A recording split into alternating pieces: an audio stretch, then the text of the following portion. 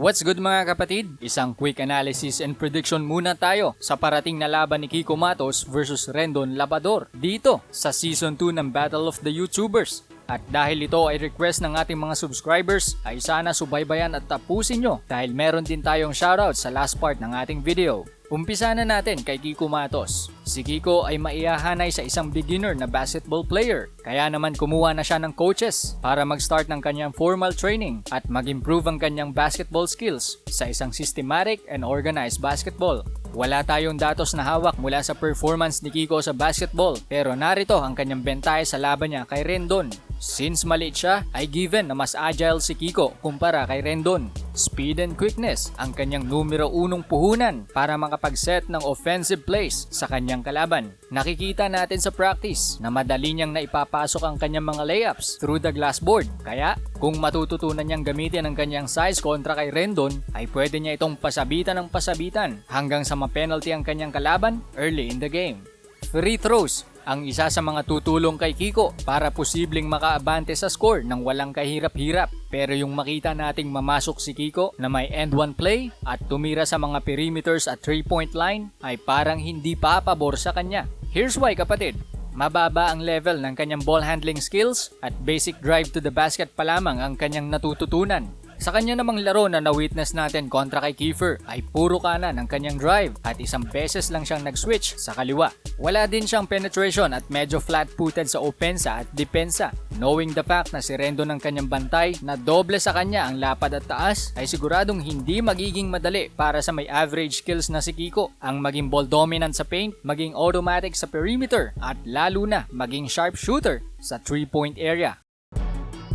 Sa kabilang panig naman na may kartadang 0 win and 1 loss, si Rendon ang walang dudang llamado sa laban na ito. Sa kanyang mga training kasama si Coach DMC o kilala rin bilang Coach Anzai ay marunong din si Rendon ng mga basics sa laro ng basketball. Kung tutuusin, may guard skills din itong si Rendon sa kanyang size. May mga instances na nabibitawan niya ang bola sa pag-drive but once he gets to the basket ay malaki ang porsyento ng conversion into points. Si Rendon kasi ang siguradong magiging dominante sa paint dahil sa kanyang size advantage kay Kiko.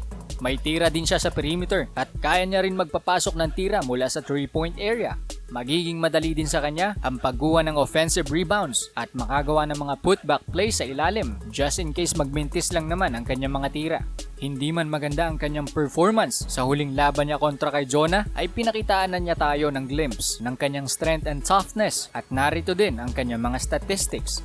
Si Rendon ay kumamada ng 3 out of 20 field goals made, 1 out of 2 naman sa 3-point area at 2 out of 6 naman mula sa free throw line.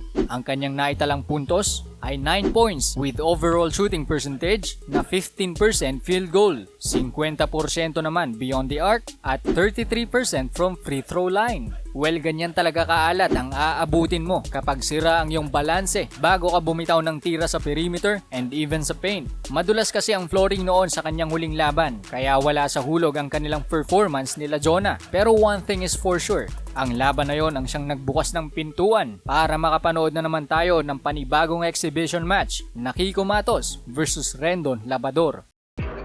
Sa magaganap na 1v1 ito, I don't see Kiko Matos beating Rendon in a race to 21 points kung matatapos nga ba talaga ang laban na ito. Sana ay walang mangyaring hindi kaaya-aya na mapapanood ng maraming fans at mga totoong pro basketball player upang hindi tuluyang maging pangit ang tingin ng mga tao sa culture ng Battle of the YouTubers Season 2 Basketball Tournament.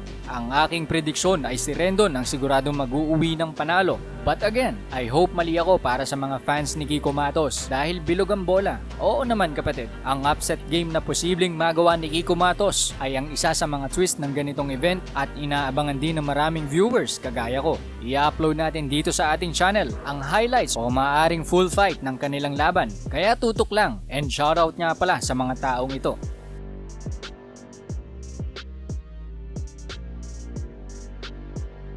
Yon, that's it kapatid. Ano ang iyong opinion? I-komento lang yan sa ibaba at kung nagustuhan mo ang ating video ay i-like lamang ito bilang suporta. Subscribe and click the ring notification bell kung bago ka pa lamang sa ating channel. Hanggang dito na lang muna at maraming salamat sa inyong panonood. This is Top Notch Sports and I'll see you on the next video.